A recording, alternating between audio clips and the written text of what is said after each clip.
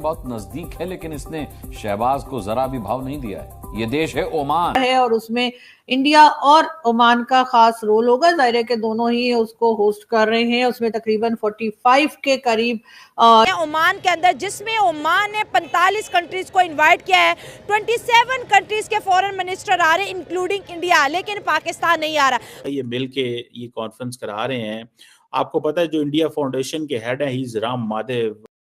Bharat Oman शिखर सम्मेलन। Bharat Oman के बीच द्वीपीय संबंधों मजबूत करने के लिए आयोजित उच्च स्तरीय बैठक। इस शिखर सम्मेलन में दोनों देश नेताओं के बीच व्यापार, सुरक्षा, ऊर्जा, सांस्कृतिक सहयोग महत्वपूर्ण मुद्दों पर चर्चा होती। मुख्य बिंदु व्यापार, निवेश और ओमान के बीच व्यापार रिश्ते को बढ़ावा देने के लिए पहल। चलो ये भी जान लेते कौन कौन देश को बुलाया ओमान में। भारत, ओमान, संयुक्त राष्ट्र अमेरिका, चीन, रूस, Japan, Germany, Britain, France, Brazil, Canada, Australia, दक्षिण कोरिया, सऊदी अरब, अर्जेंटीना, दक्षिण अफ्रीका। देखिए प्रायोरिटीज़ नहीं है जी। देखिए ओमान हमारा एक इस्लामी बरादर मुल्क है और ये तो होना तो ये चाहिए था कि इसको बहुत ही पाकिस्तान के साथ इसके रिलेशनशिप बहुत अच्छे होने चाहिए।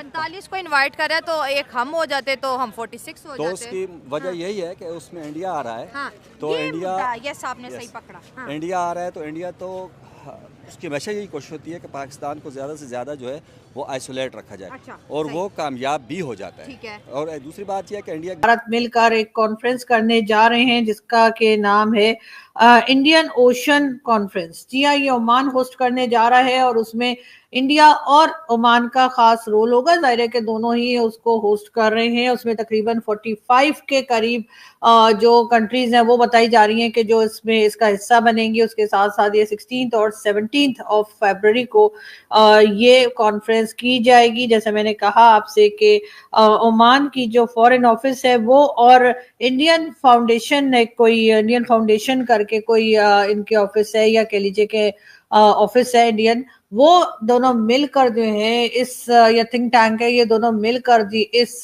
इवेंट को करवा रहे हैं। और उसके साथ साथ 45 कंट्रीज और भी इसमें शामिल हैं जो कि इसका हिस्सा बनेंगी, इसको अटेंड करेंगी। उसमें पाकिस्तान का नाम शामिल नहीं है। इंडियन ओशन रीजन के ममालिक को लेके चलना चाहते हैं।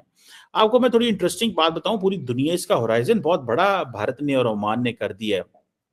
देखें फॉर एग्जांपल कि तमाम जो तकरीबन ब्रिक्स के जो मेंबर्स भी आ रहे हैं, इंडियन ओशन एक कमीशन है उसके लोग भी आ रहे हैं। और ओमान क्योंकि अपना विजन 2040 जो है वो बेचना चाहता है, बात करना चाहता है, जिस तरह सऊदी अरब ने विजन 2030 जो है उसको सामने लेके आया, तो ओमान का एक, क्योंकि वहाँ एक खलीफा ही आ रहे हैं। अगर इनकी आप हिस्ट्री देखें अच्छा, तो वो अच्छा नहीं कर रहे। वो भी मुसलमान हैं, वो तो हर मुल्क में काम करते हैं लोग वहाँ ज़्यादा हैं। तो इसका मतलब ये तो नहीं कि आप वो 7 मुल्कों के वो हैं तो आप बिल्कुल इग्नोर कर देंगे हर एक को। क्यों इग्नोर कर रहे हैं? इग्नोर तो वो सऊदी अरब को भी कर रहे हैं, मक्का मदीना को भी कर रहे हैं। वो लोग पता नहीं क्या बने हुए। अच्छा। ओमान वाले। हाँ, अच्छा, तो इन लोगों को चाहिए कि ये ज़रा थोड़ी अपनी मुसलमानों वाली औकात में रहें। ठीक अच्छा, है। हाँ। और हमें बुलाया, हमें बुलाना चाहिए था। तो हाँ, बिल्कुल बुलाना आप चाहिए डरते था। हैं क्या? आप डरते हैं उन 7 ममालिक से? हाँ। इसका मतलब है आप तो फिर हम लोगों को भी जलील कर रहे हैं। हमारे हम मुसलमानों को भी दब्बे लगा रहे हैं। हाँ। ठीक है। हाँ। तो आप थोड़ी भी शर्म करें। दुनिया के अंदर बहुत सी पॉपुलेशन है, बहुत से मुल्क हैं, 45 मुल्क से हैं मुसलमान अगेन। ठीक है।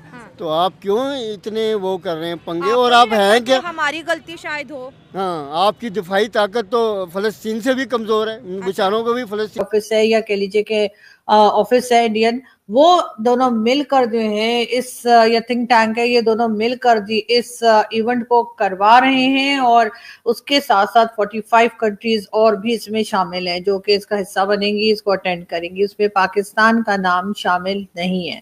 अब वैसे तो खैर अक्सर ही चीजों में जहां पर भारत होता है वहां पर पाकिस्तान को शामिल नहीं किया जाता या पाकिस्तान का नाम नहीं होता। ये हमारे लिए कोई नई बात नहीं है, कोई ऐसी हैरान होने वाली बात भी नहीं है।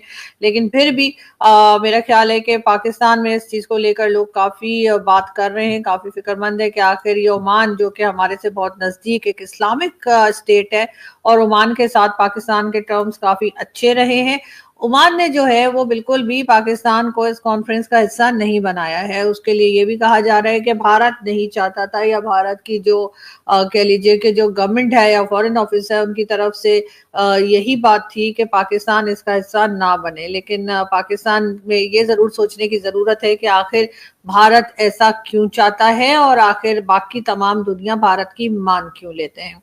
भारत ऐसा इसलिए चाहता है क्योंकि मतलब मैं अपनी तरफ से एक चीज बता रही हूँ, हो सकता है कि मैं गलत भी हो सकती हूँ और आप लोग मुझे करेक्ट भी कर सकते हैं, क्योंकि पाकिस्तान और भारत के टर्म्स जो है वो कोई खास अच्छे नहीं हैं और बहुत जीसीसी ममालिक में जो गैप देखा वो ओमान का गैप है, क्योंकि उनको पता है कि ओमान जो है it is important country either in the state of Hormuz और इन द रेड सी, या जो बाबुल मंदेब हो या स्टेट ऑफ हार्मज हो, इन दोनों में ओमान की जो वर्थ वैल्यू है वो है।